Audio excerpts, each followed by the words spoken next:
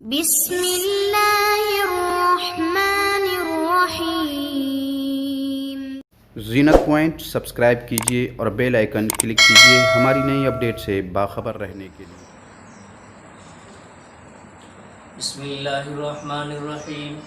الحمدللہ وسلام علی عبادہ الذین اصطفیٰ۔ وبه قال حدثنا محمود بن غیلان قال حدثنا وکیع قال حدثنا سفیان عن ابی اسحاق عن البراء بن العازب رضی اللہ تعالی عنہ قال ما رأيت من ذي لمة في حلة حمراء أحسن من رسول الله صلى الله عليه وسلم له شعر يضرب من منكبيه بعيد ما بين المنكبين لم يكن بالقصر ولا بالطويل۔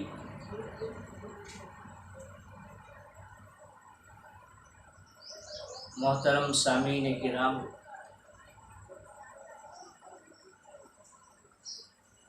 شمائل الترمذی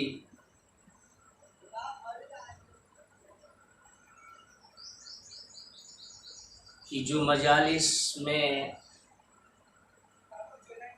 آپ کے سامنے حدیث پڑھ کر کے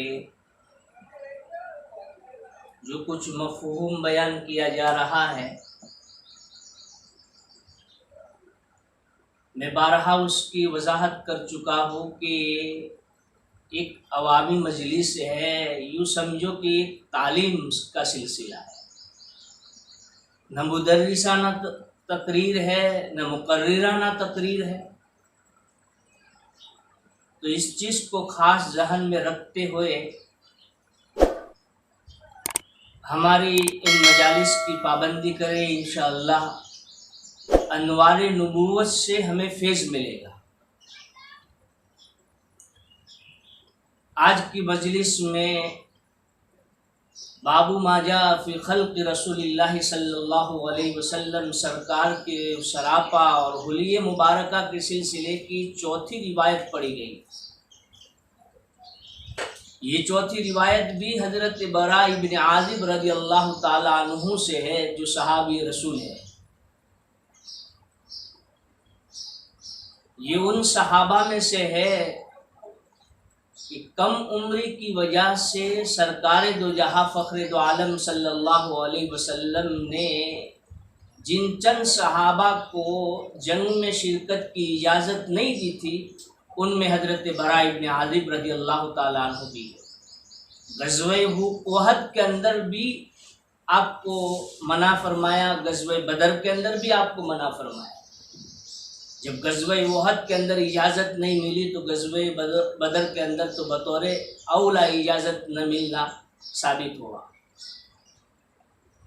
حضرت شیخ نور اللہ مرکزہ نے حکایات صحابہ کے اندر اس بات کا تفصیل کے ساتھ ذکر کیا ہے، اور تقریباً 11 صحابہ کا ذکر فرمایا ہے کہ جن کو سرکار دو جہاں فخر دو عالم صلی اللہ علیہ وسلم نے نو عمری کی وجہ سے، کم عمری کی وجہ سے جنگ میں جانے کا شوق کے باوجود آپ نے اجازت نہیں دی۔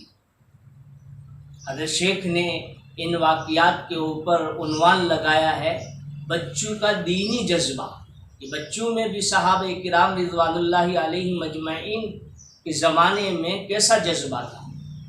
اللہ کرے آج بھی ہماری نسل میں، ہمارے بچوں کے اندر اللہ تعالیٰ دین کے خاطر قربانی اور دین کا جذبہ پیدا فرما دے۔ تو حضرت براء بن عازب رضی اللہ تعالی عنہ نبی اکرم صلی اللہ علیہ وسلم کی لفظی تصویر کھینچتے ہیں امت کے سامنے۔ چنانچہ فرماتے ہیں کہ ما رأیت من ذی لمۃ فی حلۃ حمراء احسن من رسول اللہ صلی اللہ علیہ وسلم، کہ میں نے کسی پنٹھے والے کو، زلفوں والے کو، بال والے کو سرخ جوڑے میں نبی اکرم صلی اللہ علیہ وسلم سے زیادہ حسین نہیں دیکھا۔ لہو شعر یضرب منکبیہ، آپ کے بال شانوں کو چھوتے تھے۔ اس کا تذکرہ ماقبل میں بھی آیا کہ نبی اکرم صلی اللہ علیہ وسلم کے زلف مبارک اور بال مبارک کی 3 ہیئتیں میں نے بیان کی تھی. ایک کا نام وفرا، دوسرے کا نام لما، تیسرے کا نام جمہ. یہ بالوں کی سائز اور مقدار کے اعتبار سے اہل عرب بالوں کا نام دیا کرتے تھے. یہاں بھی وہی دقت کہ یہاں روایت میں حضرت برا رضی اللہ تعالی عنہ لما کا لفظ استعمال کر رہے ہیں، اور لما کے بارے میں نے بتلایا کہ نصف گردن تک جو بال ہو اس کو لما کہتے ہیں. لیکن یہاں آگے کہہ رہے کہ لہو شعر یضرب منکبئی، جو مونڈے تک اور مونڈے تک جو بال ہو، کندھے تک جو بال ہو، اس کو تو جمہ کہتے ہیں اصطلاحاً. اس لیے محدثین نے اور شارحین نے یہاں لما سے مراد مطلق بال لیے ہے کہ سرکار کے پنٹھے، سرکار کے زلف مبارک.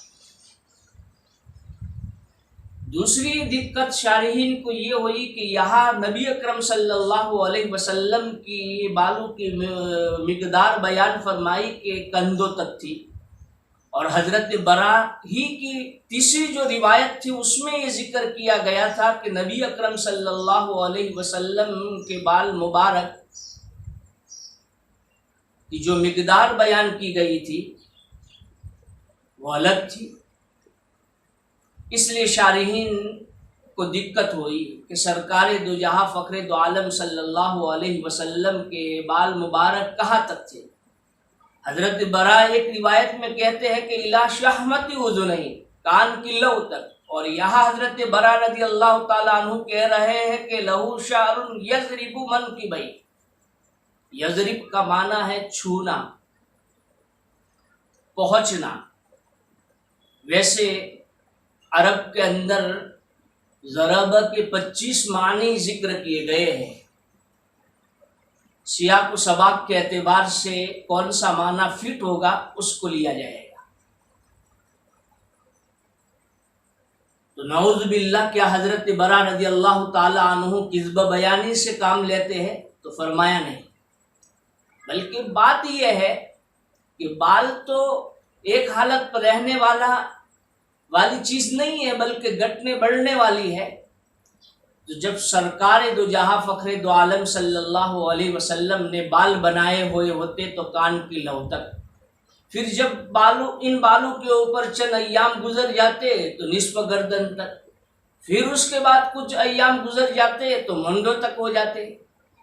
تو جس صحابی رسول صلی اللہ علیہ وسلم نے جس حالت میں سرکار کو دیکھا وہ نقشہ، وہ تصویر امت کے سامنے رکھی. اور کبھی یہ بھی ہوتا کہ ایک ہی صحابی سرکار دو جہاں فخر دو عالم صلی اللہ علیہ وسلم کے بال مبارک کو نصف گردن تک بھی، کان کی لو تک بھی اور کندھوں تک چھو رہے ہو اس زمانے میں دیکھا تو یہ حالت بھی بیان کر دی. تو صحابی رسول صلی اللہ علیہ وسلم اپنے بیان کے اندر صادق ہے، انہوں نے سچی کہانی اور سچی تصویر کھینچی ہے، اس لیے اس میں کوئی دقت نہیں ہے.